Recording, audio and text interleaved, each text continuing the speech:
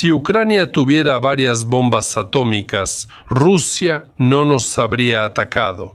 Y no solo Rusia, de hecho, nadie se habría atrevido ni siquiera a mirarnos feo. Estos comentarios se oían en el espacio informativo, aunque nuestro país no estuviera directamente amenazado. Y a partir de 2014, estas ideas tomaron una forma y un contenido bastante concretos, y eso no es nada sorprendente. La agresión híbrida y luego abierta de Rusia llevó a la sociedad ucraniana y a sus líderes a lamentar profundamente la elección tomada a principios de los años 90. A inicios de los turbulentos años 90, el liderazgo ucraniano decidió desarmarse nuclearmente. Una decisión que hoy en día se considera una de las más controvertidas y ambiguas en todos los años de independencia. Después de todo, el arsenal nuclear todavía es percibido y aceptado por muchos como el símbolo más importante del poder geopolítico e incluso como las únicas garantías de seguridad realmente efectivas. Pero al mismo tiempo, muchos por alguna razón se olvidan por completo de las realidades con las que se enfrentó el recién surgido Estado ucraniano, incluyendo una profunda crisis económica, inestabilidad política permanente y una presión brutal de los hegemones mundiales. Analizaremos todas las circunstancias internas y externas que obligaron a la élite ucraniana de esa época a tomar esa decisión trascendental. Analizaremos las posturas de Occidente y Rusia sobre la presencia de armas nucleares en Ucrania y otros estados postsoviéticos. También analizaremos el famoso y muchas veces criticado Memorándum de Budapest.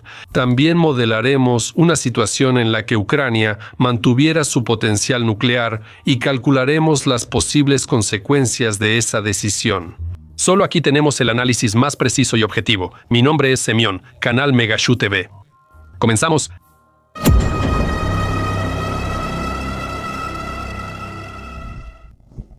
¿De dónde salió el arma nuclear en Ucrania? Aquí todo es muy sencillo. Ucrania heredó armas nucleares de la moribunda Unión Soviética. Y para ser exactos, solo le tocó el armamento que, en el momento de la disolución del Imperio Soviético, se encontraba en su territorio. Esto se hizo siguiendo un procedimiento legal, no arbitrariamente. El 24 de agosto de 1991, la Rada Suprema de Ucrania aprobó el Acta de Declaración de Independencia. Hoy celebramos la principal fiesta nacional y feriado estatal, el Día de la Independencia de Ucrania. Pocos lo saben. Ese día, el Parlamento ucraniano adoptó otro documento importante. La resolución sobre las formaciones militares en Ucrania preveía que todas las unidades y agrupaciones en el territorio de la República se subordinaran a la Rada Suprema. El documento indicaba que todas las unidades y subdivisiones del ejército soviético en Ucrania eran militares y quedaban bajo control de Kiev, fuera de la subordinación de Moscú. No se preveían excepciones para aquellas unidades que estaban equipadas con armas nucleares. Las autoridades ucranianas actuaron de forma razonable, justa y civilizada, basándose en el antiguo principio de territorialidad. Lo que está en nuestro territorio es nuestro. ¿Y qué había en el territorio de Ucrania en el momento de la proclamación de la independencia? Oh, sí, muchas cosas. Como Moscú nunca abandonó la idea de sovietizar Europa y exportar el comunismo, Ucrania, siendo el extremo occidental del Imperio Soviético, no solo estaba llena, sino sobrecargada de armas. La cantidad de municiones y equipo militar permitió a Ucrania vender armamento soviético a países del tercer mundo durante 23 años y ganar bastante bien con esa exportación. Y solo con el inicio de la guerra ruso-ucraniana en 2014 se puso fin a esa práctica. Pero esa ya es otra historia diferente. Pero regresemos al tema nuclear. Al 24 de agosto de 1991, Ucrania tenía cerca de 1.900 ojivas nucleares estratégicas y unas 2.500 tácticas, sumando alrededor de 4.300 ojivas nucleares. Esto hacía del arsenal nuclear ucraniano el tercero más grande tras Estados Unidos y Rusia. Además, este arsenal incluía medios para entregar armas nucleares. 130 misiles balísticos intercontinentales, UR-100N, con 6 ojivas cada uno, 46 misiles RT, 23 Molodets, con 10 ojivas cada uno, y unos 44 bombarderos estratégicos, Tu-95 y Tu-160, capaces de portar armas nucleares. Con esas armas, ni el diablo es tu hermano, porque eso convertía a Ucrania en un estado poderoso y próspero, al que todos los demás países del mundo tendrían que respetar. O tal vez no América, dice que no. La actitud de Occidente hacia el arsenal nuclear de Ucrania y en general hacia la idea misma de la independencia de las repúblicas soviéticas como tal era ambigua. En primer lugar, todo dependía directamente de la posición del tío Sam. Estados Unidos al principio no buscaba el colapso ni el debilitamiento de la URSS, ni la retirada de tropas soviéticas de Afganistán y Europa del Este. Por supuesto, en la difusión de las relaciones de mercado y la integración de la Unión Soviética en el mercado mundial, sin duda, pero la desintegración de la URSS en 15 estados separados e independientes entre sí no correspondía en absoluto a los intereses de Washington. Esto refuta totalmente las tesis de la propaganda moderna del Kremlin, que a veces difundía narrativas sobre cómo los capitalistas occidentales y Gorbachov destruyeron deliberadamente la Unión de Repúblicas Libres. En realidad todo fue exactamente al revés. Estados Unidos, hasta el golpe de agosto, hizo todo lo posible, pública y extraoficialmente, para preservar la integridad territorial de la URSS. Pero ¿por qué entonces Washington adoptó esa postura? Primero, por el factor nuclear y la amenaza de proliferación incontrolada de armas de destrucción masiva en otros países postsoviéticos. Hay que decir que, como consecuencia de la disolución de la URSS, las armas nucleares no solo quedaron en Ucrania, sino también en manos de Bielorrusia y Kazajistán. Cada uno de ellos tenía más de 1000 ojivas nucleares. Para Estados Unidos, la aparición de 3 nuevos estados nucleares en el mapa político mundial era un gran problema. En Washington veían esto como una amenaza para la estabilidad global, especialmente en Europa del Este, que tenía armas nucleares y buscaba integrarse a las estructuras euroatlánticas. Por lo tanto, si el armamento nuclear permanecía en Bielorrusia y especialmente en Ucrania, Estados Unidos tendría que desplegar más armas en la frontera con esos países, implicando grandes inversiones financieras. Por eso, desde fines de 1991, las autoridades estadounidenses decidieron desnuclearizar a los países postsoviéticos, especialmente Ucrania. A la vez, el estatus nuclear de Rusia como sucesora de la URSS nunca fue cuestionado internacionalmente, lo cual, a su vez, fue una posición sumamente injusta, aunque, de qué sorprenderse, si esta política, especialmente la internacional, alguna vez fue justa. En pocas palabras, los estadounidenses empezaron a ejercer presión dirigida sobre Ucrania, Bielorrusia y Kazajistán para que renunciaran voluntariamente a su arsenal nuclear. Para lograr este objetivo, se utilizaron tanto métodos político-diplomáticos como incentivos puramente económicos. A los estrategas de ultramar poco les importaban los intereses de los jóvenes estados postsoviéticos. Cabe mencionar que los países europeos, especialmente Reino Unido y Francia del Club Nuclear, compartían la postura de Estados Unidos. Para ellos también era muy importante que en el espacio postsoviético las armas nucleares siguieran como antes. Países.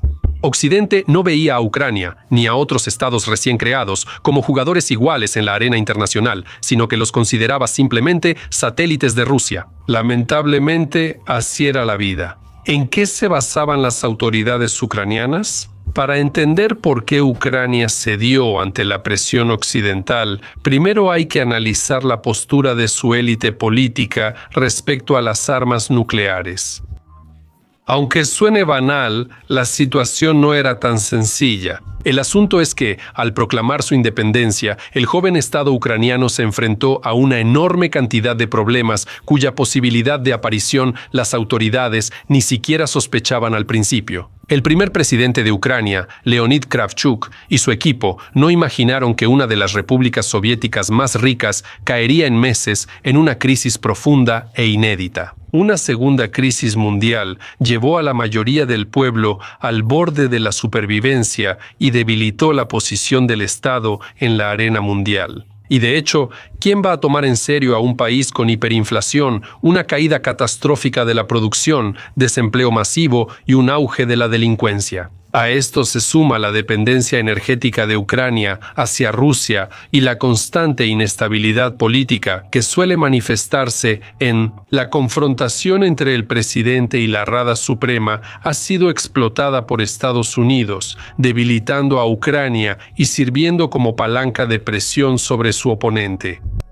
En cuanto a la estrategia de la élite política ucraniana, durante mucho tiempo no existió un enfoque unificado como tal. Por un lado, la Declaración de Soberanía Estatal de Ucrania, adoptada en 1990, seguía en vigor y establecía claramente que, en el futuro, Ucrania se adheriría a 3 principios no nucleares: no producir y no adquirir armas nucleares. Poco después de proclamar la independencia, el 24 de octubre de 1991, la Rada Suprema emitió una declaración oficial sobre el estatus no nuclear de Ucrania.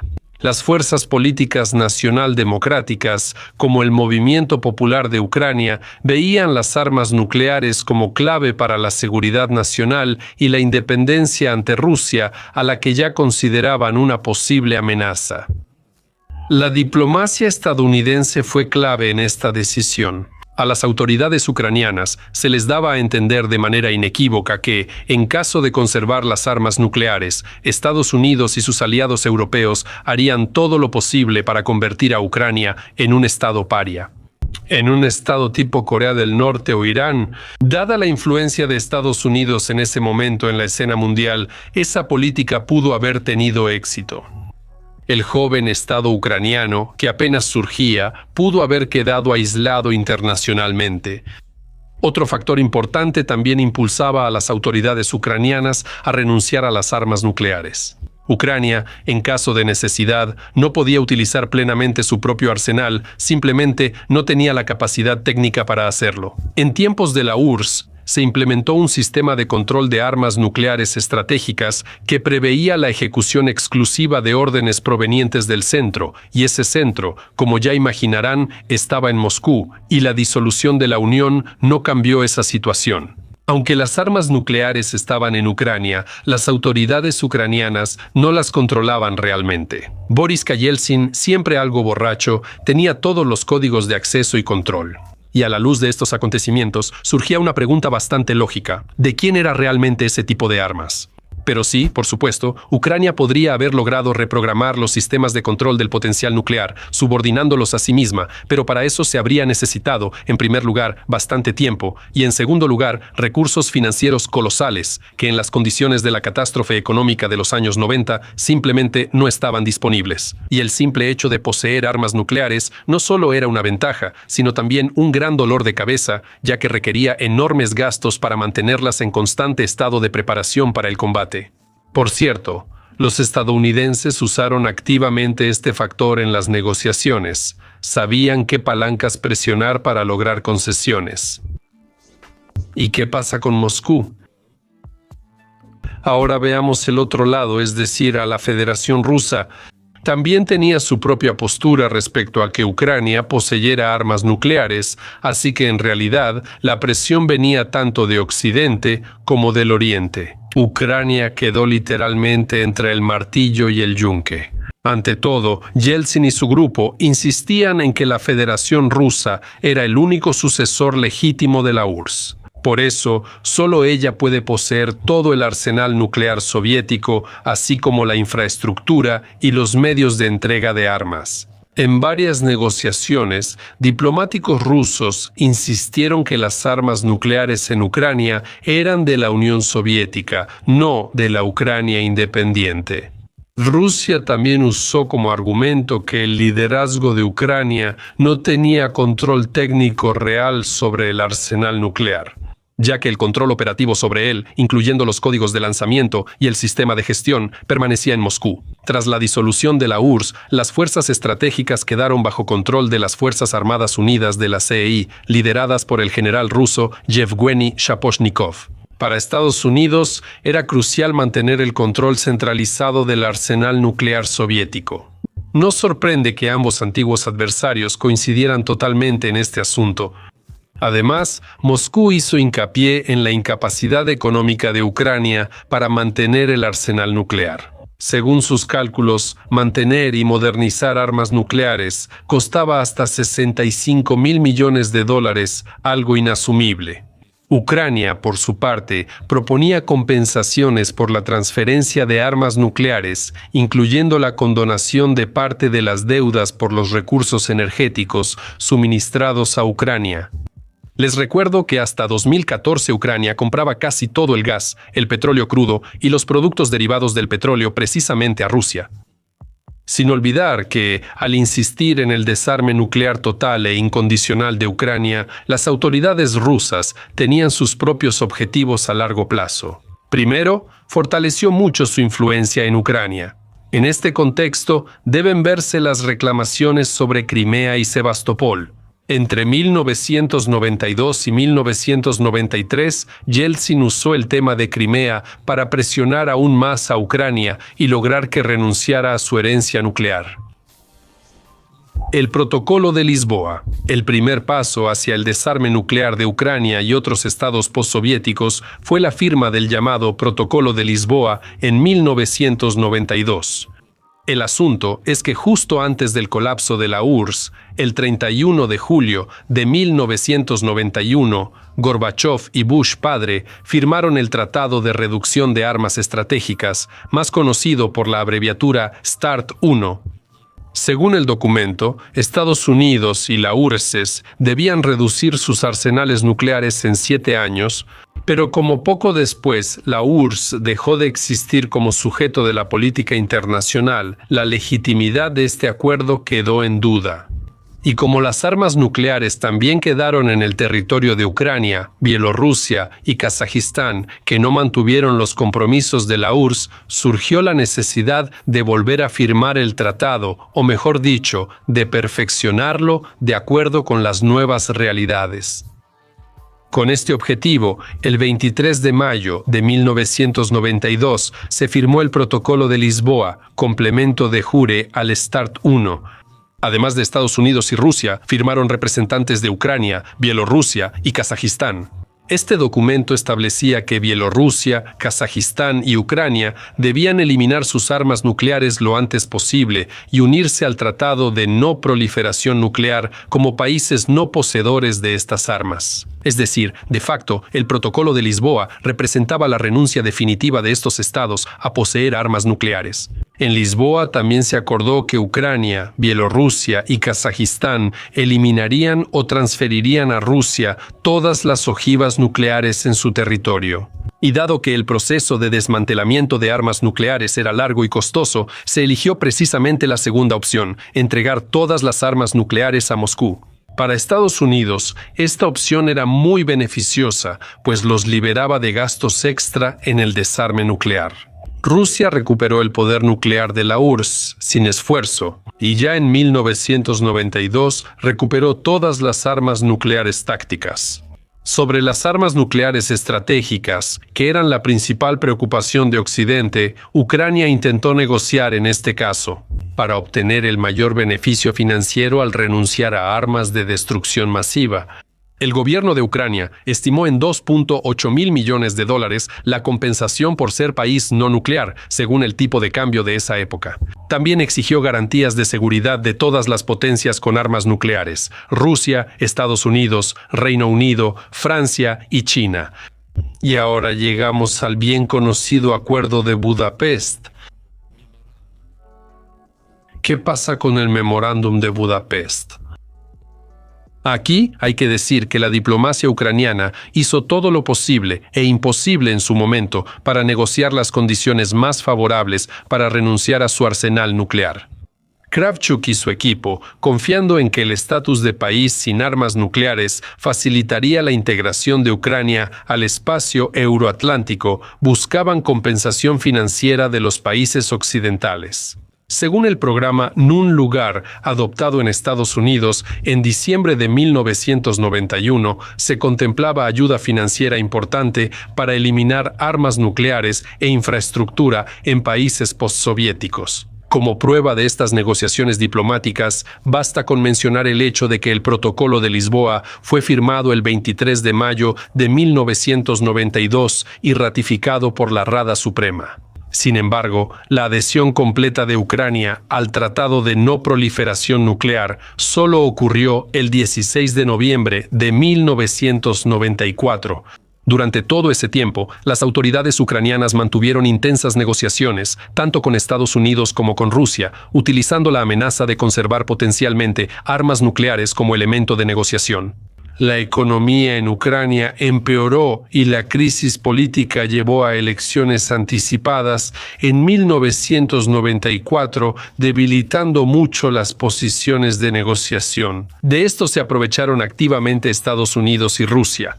¿Qué logró concretamente Ucrania durante estas largas negociaciones? Primero, conseguir de Estados Unidos $500 millones para desmantelar infraestructura nuclear militar, casi 6 veces menos de lo que Ucrania esperaba.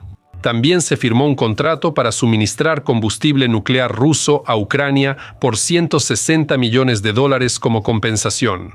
En general, no estuvo mal, pero fue insuficiente para el funcionamiento estable de la energía nuclear ucraniana. Además, Rusia asumió la financiación del transporte de las ojivas nucleares. Lo más relevante es que a Ucrania finalmente le ofrecieron garantías de seguridad, pero la cuestión es, ¿qué tipo de garantías eran? El 5 de diciembre de 1994 en Budapest, el presidente de Ucrania, Leonid Kuchma, firmó un memorándum de garantías de seguridad por la adhesión de Ucrania al Tratado de No Proliferación Nuclear. Sus homólogos fueron el presidente Bill Clinton, el primer ministro John Major y Boris Yeltsin, quien apenas se recuperaba de otra borrachera. Después, líderes de Francia y China del Club Nuclear también hablaron sobre otorgar garantías de seguridad a Ucrania. El Memorándum de Budapest establecía garantías de seguridad de Rusia, Reino Unido y Estados Unidos a Ucrania a cambio de armas nucleares. No amenazar ni usar la fuerza contra la integridad territorial o independencia política de Ucrania. Y también, presten atención, abstenerse de cualquier coacción económica que pudiera violar los derechos de Ucrania. Aquí les pido recordar al menos aquellas famosas guerras del gas que surgieron entre Ucrania y Rusia durante la presidencia de Víktor Yushchenko. Y además, si surgían situaciones que afectaban la cuestión de las garantías de seguridad para Ucrania, Estados Unidos, el Reino Unido y Rusia debían llevar a cabo consultas conjuntas. Y después, todo quedó en silencio. El documento está bien redactado, pero su contenido práctico, siendo sincero, el memorándum de garantías en realidad no ofrecía ninguna garantía real, o para ser más precisos, carecía por completo de mecanismos legalmente vinculantes para asegurar las garantías de seguridad declaradas. El memorándum de Budapest solo garantizaba la seguridad de Ucrania por parte de Estados Unidos, Reino Unido y Rusia a cambio de que renunciara a las armas nucleares. Pero no incluía obligaciones ni medidas coercitivas si se violaba la soberanía o integridad de Ucrania. Este matiz volvía ineficaz el memorándum de Budapest ante una agresión real a Ucrania, especialmente si el agresor era uno de los firmantes.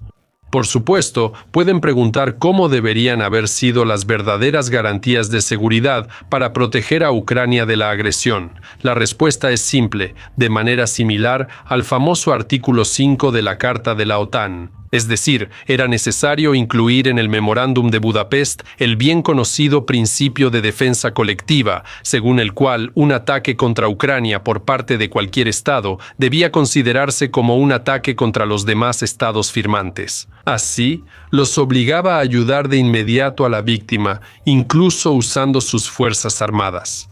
Para nuestro pesar, ningún país aceptó dar garantías de seguridad a Ucrania, ni antes ni ahora, y menos hoy. Ya hemos aprendido bien esta dura lección. ¿Todos quedaron satisfechos o no? Quienes más se beneficiaron tras el memorándum de Budapest fueron los países occidentales, especialmente Estados Unidos, ya que, sin ningún gasto significativo, lograron su objetivo estratégico, reducir el número de potencias nucleares. Así, se redujeron las amenazas para su seguridad nacional en Europa y el mundo. Para esta amenaza potencial no era necesario destinar grandes recursos para nuevos sistemas de armamento, tan necesarios en un conflicto hipotético con Ucrania. Este hecho permitió a Washington fortalecer su influencia diplomática en Europa del Este y Europa, posicionándose como garante que aseguró la paz y la estabilidad en esta región. Quiero destacar que el desarme nuclear de Ucrania permitió a Occidente ahorrar cientos de miles de millones de dólares. Esto hay que recordarlo y a algunos hay que recordárselos cuando se habla de por qué debemos dar armas a Ucrania supuestamente de forma gratuita. A largo plazo, Estados Unidos y Occidente perdieron más de lo que ganaron en 2014 tras la anexión de Crimea y la guerra híbrida en Donbass. La reputación del tío Sam se dañó gravemente porque los estadounidenses no pudieron detener a Putin. Esta muestra de impotencia sentó un precedente que prueba que las garantías de grandes potencias pueden ser vacías sin compromisos concretos. Rusia salió ganando al obtener una ventaja estratégica, ya que Ucrania, Bielorrusia y Kazajistán quedaron casi indefensos tras eliminar su arsenal nuclear. Este hecho permitió a Moscú mantener el estatus de única potencia nuclear en el espacio postsoviético y reforzar su dominio regional. En cualquier caso, Ucrania fue la que perdió, ya que al perder el factor más poderoso de disuasión, el arma nuclear, quedó extremadamente vulnerable ante la agresión externa de una potencia nuclear vecina. Los acontecimientos tanto de 2014 como de 2022 no dejarán mentir. Las garantías de seguridad de Estados Unidos y Reino Unido carecieron de mecanismos y compromisos legales claros para su implementación. Como resultado, Ucrania perdió no solo el 20% de sus territorios, sino también a decenas de miles de sus ciudadanos inocentes y sigue recibiendo las consecuencias de esto, agotada de corazón desde septiembre de ese año por Rusia. Supongamos que el presidente Kravchuk o su sucesor Kuchma toma la decisión de conservar las armas nucleares y los medios para entregarlas, motivando esto por la necesidad de protegerse de una posible agresión rusa. ¿Qué le esperaría a Ucrania? Estados Unidos, países europeos y quizás otros habrían impuesto sanciones, al menos como las de Corea del Norte, Venezuela o Irán. El camino de Ucrania hacia Occidente habría quedado cerrado. Ser parte de la Unión Europea y la OTAN solo era un sueño, como volar a Alpha Centauri. Probablemente habría surgido un nuevo telón de acero entre Ucrania y otros países de Europa, impidiendo el intercambio cultural y la cooperación económica normal. Y, lo más importante, habría impedido el acceso a tecnologías occidentales necesarias para el complejo arsenal nuclear de Ucrania. Por su parte, Rusia inevitablemente habría aumentado la presión sobre Ucrania. Moscú probablemente habría dejado de suministrar gas y petróleo y apoyado movimientos separatistas prorrusos en Crimea y otras regiones del sureste de Ucrania. Una especie de primavera rusa, pero diferente. La guerra de Gavelid quizá habría empezado antes de 2014. A su vez, la ya profunda y prolongada crisis económica en Ucrania se habría agravado debido a los costos excesivamente altos, lo que inevitablemente habría llevado a protestas sociales e inestabilidad política. Entonces, el ejército ucraniano y los servicios especiales serían actores clave en la política. Esto probablemente habría provocado más militarización, debilitado las instituciones democráticas y establecido una dictadura militar al estilo latinoamericano. Y en ese caso, Ucrania se habría convertido en una auténtica república bananera, pero con una bomba satánica. Díganme honestamente, ¿les gustaría vivir en un país así? Sacamos conclusiones de esta manera en la situación internacional que se formó después de la disolución de la URSS a principios de los años 90. Ucrania nunca tuvo opciones reales de mantener el tercer arsenal nuclear más grande. Digan lo que digan algunos pseudoexpertos, cualquiera sensato sabe que, sin la URSS y aliados fuertes, un estado como Ucrania estaría destinado a la pobreza, atraso y sin perspectivas. Incluso la Rusia de Putin difícilmente lograría algo sin el apoyo tácito de China y otros países del sur global. Si Ucrania hubiera mantenido armas nucleares, no habría tenido aliados confiables en Occidente ni en Oriente. Ucrania debió exigir garantías de seguridad más efectivas si se violaba su integridad territorial. Y ante todo, la membresía en la OTAN o acuerdos militares bilaterales con compromisos claros. En el peor caso, acceso preferencial a tecnologías defensivas modernas de Estados Unidos y sus aliados occidentales. Ni lo uno, ni lo otro, ni lo tercero se logró, ni siquiera se planeó. La fallida experiencia de Ucrania muestra que los acuerdos internacionales deben respaldarse con herramientas reales y no solo promesas vacías. Sin ellas, la renuncia voluntaria a las armas nucleares puede resultar un riesgo injustificado. Sobre todo si tu vecino está obsesionado con recuperar la antigua grandeza e impulsado por conquistar y someter todo. Eso es todo por mi parte. Gracias por ver el video y también a todos los patrocinadores por el apoyo financiero al canal. Hasta luego a todos.